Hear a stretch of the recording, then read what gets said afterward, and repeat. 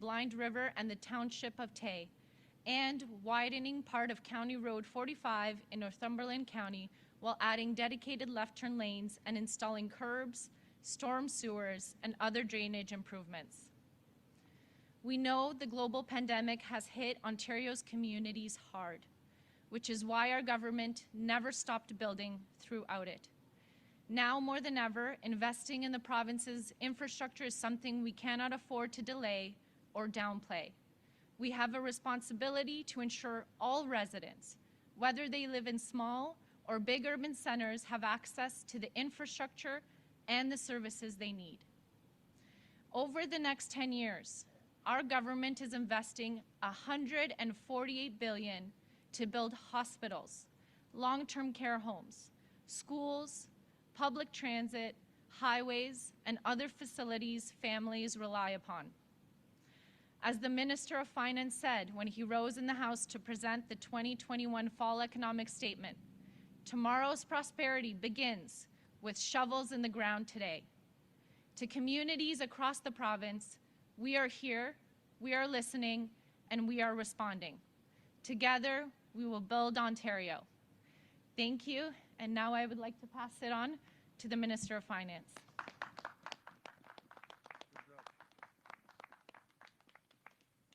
Well, thank you, Minister Surma, and good morning, and thank you for that kind introduction.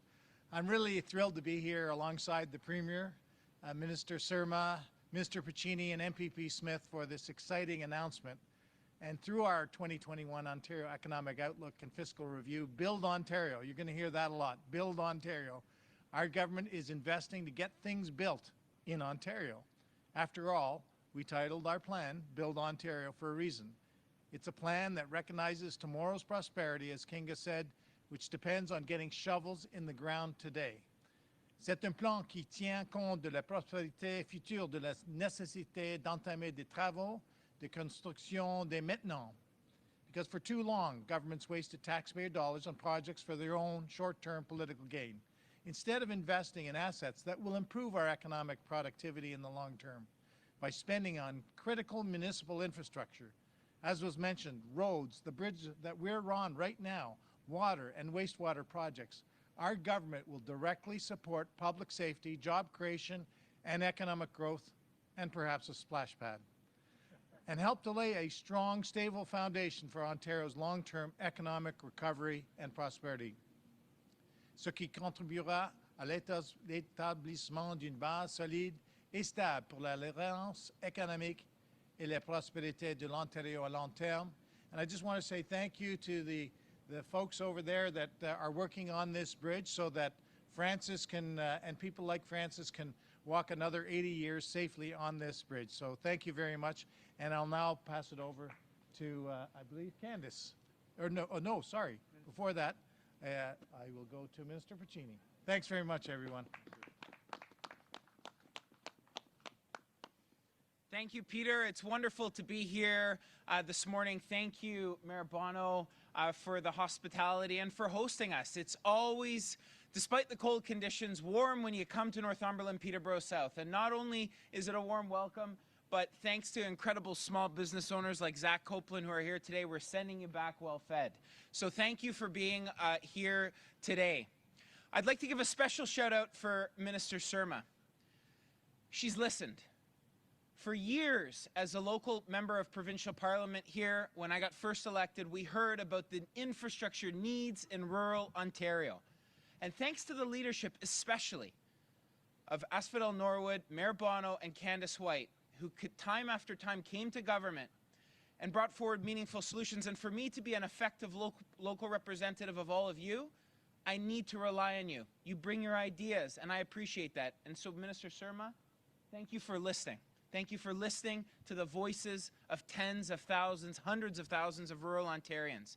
Because the strength of Ontario comes from you, the people. You work hard each and every day. The mums and dads who take their kids to school every day on this road.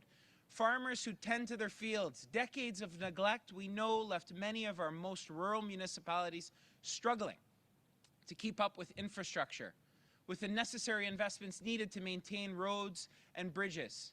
We know that previous governments spent so much with such little to show for it in rural Ontario. No more. Under the leadership of this Premier, we're building Ontario.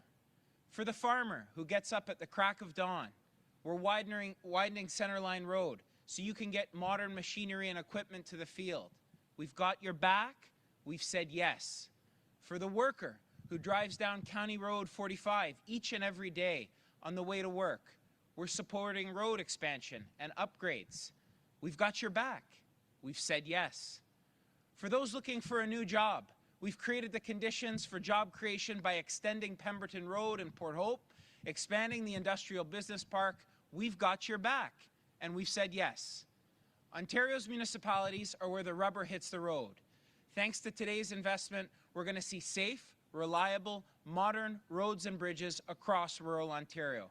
We deserve it. Rural Ontario deserves it. Friends, since our government was elected in 2018, the riding of Northumberland-Peterborough South has seen a cumulative increase of $9.4 million more dollars invested through the OCIF funding for roads, bridges, and other vital infrastructure. In the case of Norwood, where we are here today, this means an over 208% increase in funding for Westwood, for Norwood, for this entire township. We couldn't do this without you. This is the largest year-over-year increase in Ontario's history. And I want to thank all of you for being here today. Thank you to local leaders, councillors, many of whom are with us here today from across Northumberland, Peterborough South. We can't be effective provincial representatives without you. So thank you.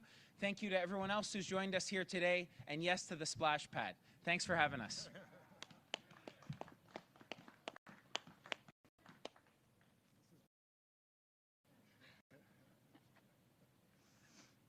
Good morning, everyone. Today is an exciting day.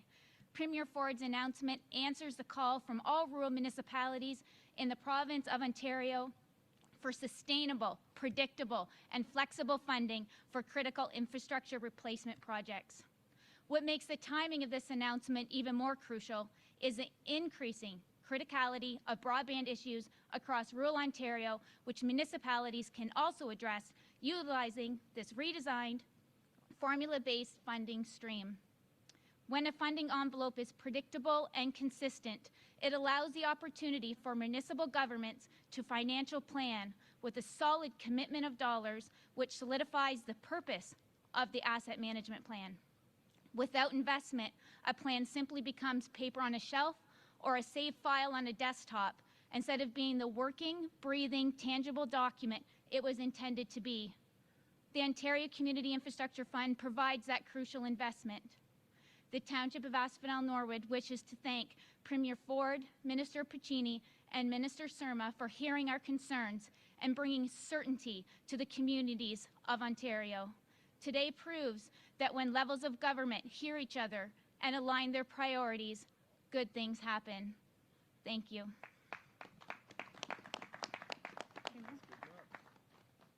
We'll now take questions from the media. If those with questions could please form a line at the microphone behind me. It'll be one question, one follow-up, please. Right.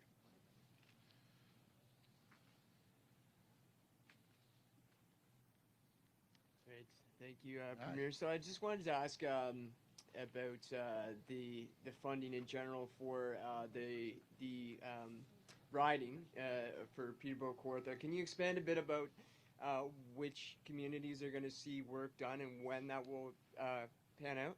Yeah, great question, but I'm going to send that over to the Minister of Infrastructure. She understands the file being down. Thank you very much. I can't speak to all of the communities. What I can say is that everyone will be notified of their allocations today. An official letter is going out. Asphodel-Norwood, though, will see an increase from $170,000 to $340,000. And then I think Minister Piccini had the cumulative amount of what it means for all of the municipalities in the riding.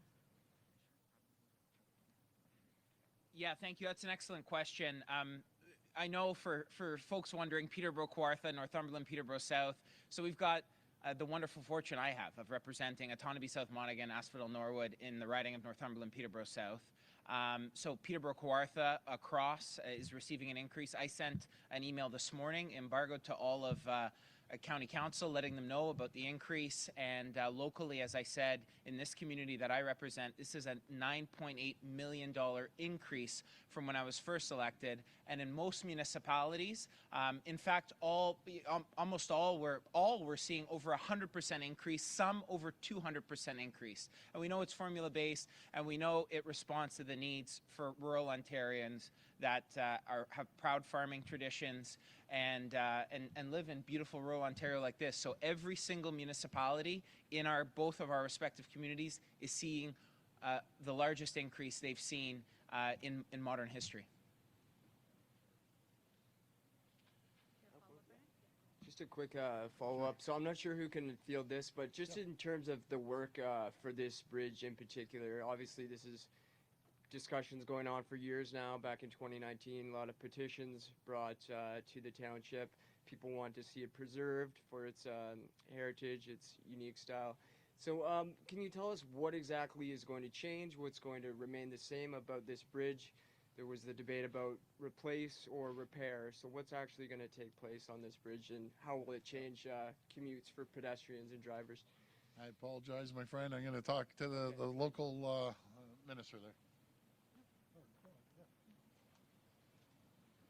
Thank you for your question. This is actually a Peterborough County construction project, but I can speak that it's a full bridge replacement.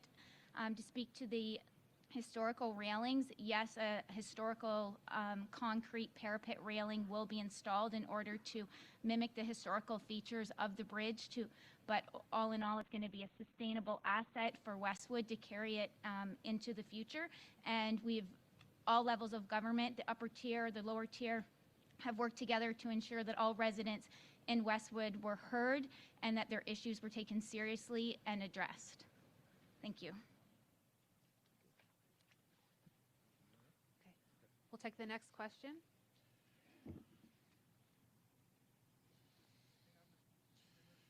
Oh. Hey there, Jamie. Good morning, Mr. Premier. Mr. Premier, we're now learning how important the boosters may be against Omicron. However, there are seniors across the province who are unable to book appointments or struggling to book appointments. They're not getting them until the new year. What is your government doing to ramp up the booster shots for seniors and vulnerable citizens and everyone else that's qualified for a booster shot? Thanks for that question, Jamie. First of all, we have the strongest pandemic plan anywhere in the entire country. On December 13th, people 50 years and older are going to be able to get their boosters. We're focusing as well on kids 12 and up. Actually, we hit 90% yesterday, right across the province with the vaccinations. And we're going to continue getting out there into all communities across the province. We're going to make sure that everyone has an opportunity, not only the 50 plus to get the boosters, but other people to get vaccinated as well. We're vaccinating 6 and up in schools. We're gonna continue focusing on making sure that many people get tested. I'll give you an example, and these are staggering numbers. We have given out 33 million rapid tests, and to put that into perspective, BC has about 6 million people. They've given out 1.1 million. Quebec has given out 5.7 million. Ontario has given out 33 million. We're also giving 11 million kits, 5-packs to students to bring home until they can get tested, their family can get tested. We're giving out about 1 million tests every single week. So those are staggering numbers. We're going to make sure that everyone has an opportunity to get their booster shot as well. And we're opening up mobile units as well. Okay, the next question comes from Cynthia. It is about the tests, and several other outlets also emailed me and texted me about the test kits. A lot of families are getting together for Christmas. They want to be safe, of course. And why can't they walk into a pharmacy and get a free rapid test or a cheap rapid test so everyone can be sure that when they get together that there's not a COVID case amongst them that could spread to them? And that was reflected in a lot of questions from the CBC, CTV. Yeah. Well, again, to put that into perspective, there's no one that's handing out more tests than we are, 33 million. Matter of fact, we're doing 57% of all rapid tests in the entire country. So we're handing out more tests than every province and territory combined. We're handing it out in transit areas. We're handing it out to businesses. We're handing out to congregate care, home care, long-term care, hospitals. So we're covering the gamut of making sure that people have the test. We're handing out, again, 1 million a week. Those are staggering numbers. 11 million are going home, packs of 5 for families, and a total of 33 million tests. We have a plan. It's a strong plan, and we're going to make sure that we continue implementing the pandemic plan. And as I said, Jamie, we have the strongest pandemic plan in the country, bar none. Hey, can I come to the opening of the splash pad here? Yeah, you can come if you're going to wear your. So Jamie's question, if people didn't hear it, can he come to the opening of the splash pad? You can come as long as you wear your Speedo, okay? There are no more questions. I don't Thank want you, to see Speaker. that site personally, but anyways. Yeah, that's it. Anyways, thanks so much, folks. What a great town, and God bless each and every one of you.